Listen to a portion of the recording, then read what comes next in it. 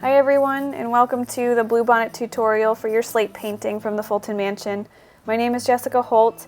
I work with the Art Museum of South Texas, and we're doing this in partnership with the Friends of Fulton Mansion.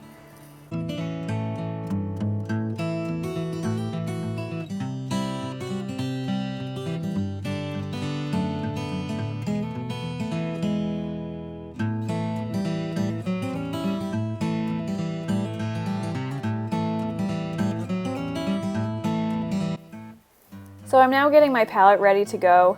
I have my acrylic paints. I have white, a couple shades of green, blue, red, yellow. That's really all we'll need for this painting. And then I have a bunch of brushes with me. I've got a lot of angled brushes that are great for the stems, and then a more rounded filbert brush for the petals. First, I'm mixing up my green, and if your green looks a little bit too vibrant, what I often like to do is add some red in there, and the red's the opposite color, so when you add it together it kind of tones it down a little bit. And I'm taking my angled brush and I'm just starting to make the stems. They don't have to be perfect. You're just going to make some stems here and there with some little leaves that are coming off on the side. And so this scene's not going to be a full landscape. It's going to be more of a close-up version of the bluebonnets. And with these stems, you'll just make some larger, some smaller. It'll give it some depth. The ones that are smaller are going to be a little bit farther away. I'm just going to add a little bit more of this lighter, brighter color of green along with some white to add some dimension to our stems. And we're going to decide which side the light is going to be hitting, which often helps when you have the light side and a darker side. So the light's going to be coming from this right side over here. So the lighter colors are going to be on the right side of the stems, and the darker greens might be on the left side of the stems. So I'm going to go ahead and line these with that lighter, brighter color. And again, it doesn't have to be perfect. You can see I'm kind of doing it quickly. A lot of this will be covered by the petals anyways.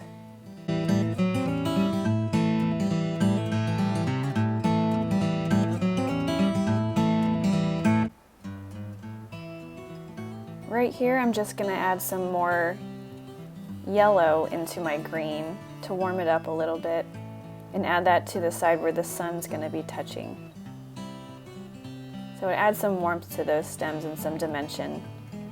And again, a lot of this is going to be covered by the petal, so it might not matter, but I find it's nice to have these colors peek through in the end.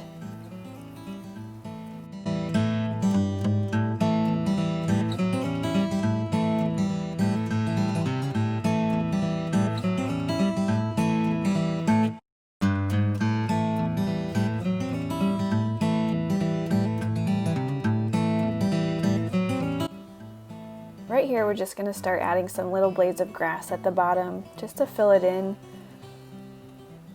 Adds a little bit more texture in there on the bottom. So I'm taking my angled brush and putting it in my green and just adding different blades of grass in between. Different thicknesses. If you want more of a thinner blade of grass, thinner stems, you can go lightly on your angled brush. If you want more thickness to it, you just push down a little bit and you can change that.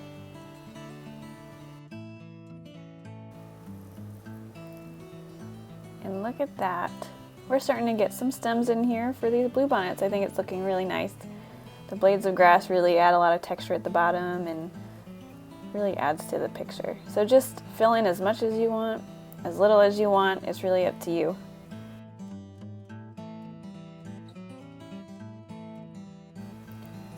I think at the top of bluebonnets they have this little kind of like leaflets that come out at the top. So I'm just going to add those now, even if we cover them up later with our bluebonnet petals. I'm just going to add that little shape up there. It's just almost like V shapes at the very top. So here we are, so you can see it a little bit better. It really are just lines on a piece of paper. but with the different colors of green, it adds to that dimension, and if you do it quickly, it kind of adds to that energy and that movement. You could do it slow and make it more tranquil. It's really up to you and your style. My style's kind of fast. Well, I think we're done with the green for a while, so I have my little cup of water made out of an old jar, and I'm just gonna place my green paintbrush in there and let it sit there for a while and soak. The next thing that we're gonna be doing is mixing our colors for the bluebonnet petals. I have my rounded brush here. It's called a filbert brush. I'm just making sure my painting is a little bit more dry. But this rounded brush is really going to help us with the petals. The rounded part of it makes it look a little bit more smooth when we're making our dots. So that's best case scenario if you have that. If you don't, that's okay. I'm taking a bigger brush to start mixing and to see if my blue is the right color blue that I want.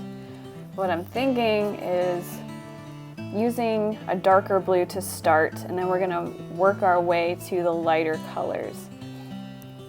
And so this darker blue is not quite dark enough yet, so I'm going to add a little bit of red. Makes it almost a deep purple. I never really use black to darken my colors unless I'm doing a strict silhouette of something or there's really black in a picture. But even then I'll use darker colors and mix them together to make my darks. It really adds a lot more visual intrigue to the picture. Okay, so we have our color. I'm going to put my mixing brush aside and take my filbert brush again. I'm going to put it on there and we're just going to start making some dots on the picture.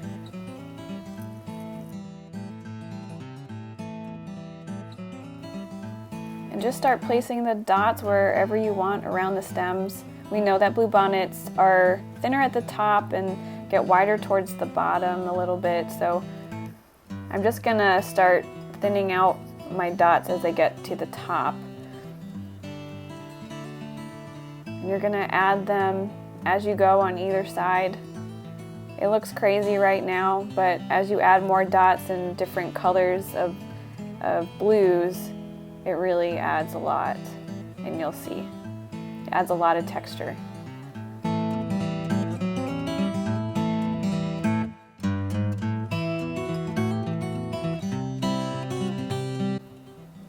The smaller stems might have smaller dots, smaller petals because they're a little bit farther away. The ones that are closer to you are going to have bigger dots or bigger petals because they're closer to your eye.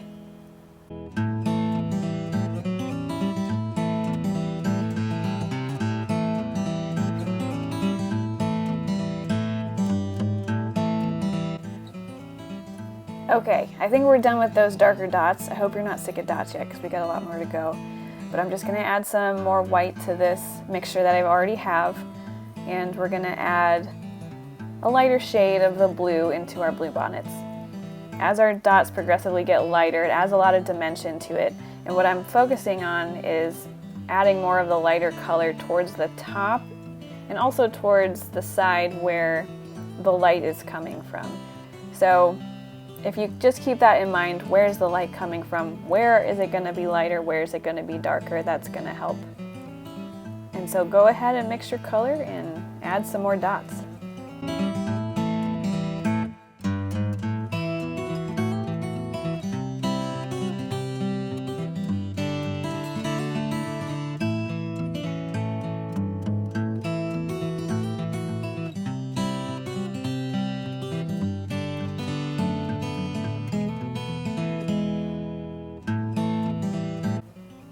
I often like to mix colors and not fully mix them and then place them on the paper.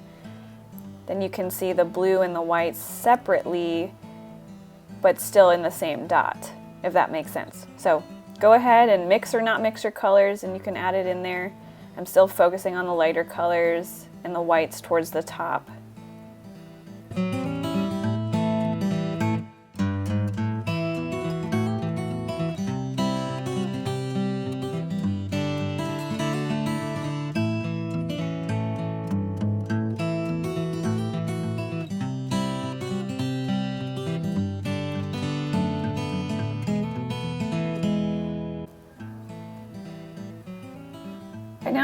add some yellow into my white. I want it to warm it up a little bit and just the sun-kissed areas look a little bit warm.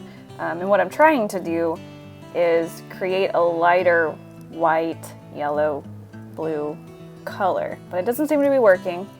No fret, just wipe your brush off and try again.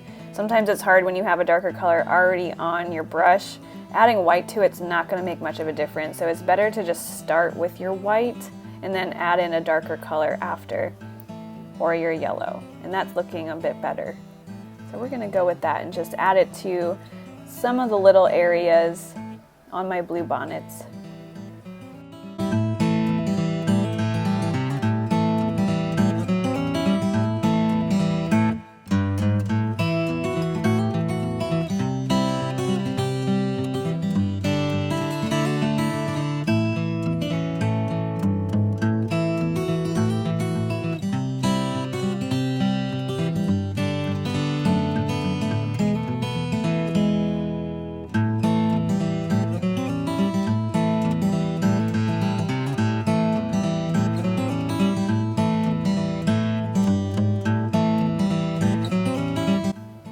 The last thing I like to do is add my pure white parts of the painting. And so I take a new brush without any other paint on it, and I take my fresh white paint, not mixed with anything else. I put it on my brush and I just add my little dots on top of everything at the very tops of the bluebonnet.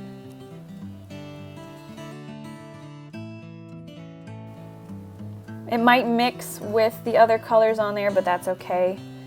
I really love to try to get that last white part of it. It really adds to the contrast of it and the texture. I love the texture of just a white paint over the darker colors.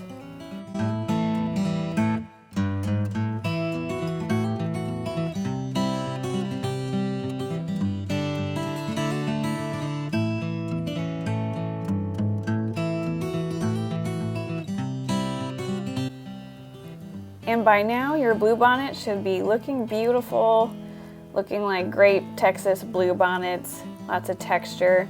If you don't want to put as many dots as I put on there, that's perfectly fine. You can really do whatever you want. It's however you want it.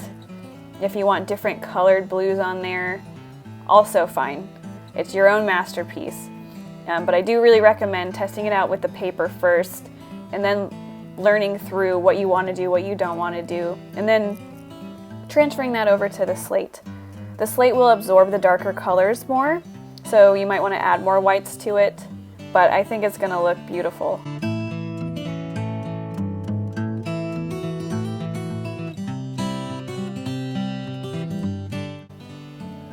And now my second step is to paint it onto a piece of Fulton Mansion slate. I love this slate that they have. It's from one of the restorations. There's so much history involved, and now you get to put one of your own creations on it, which makes it even cooler. So all I did was really wipe it down one more time to prepare it and let it dry. I love seeing all the differentiations in color and texture. It's going to add to your piece. So I'm really just going to go through the same steps and enjoy the process.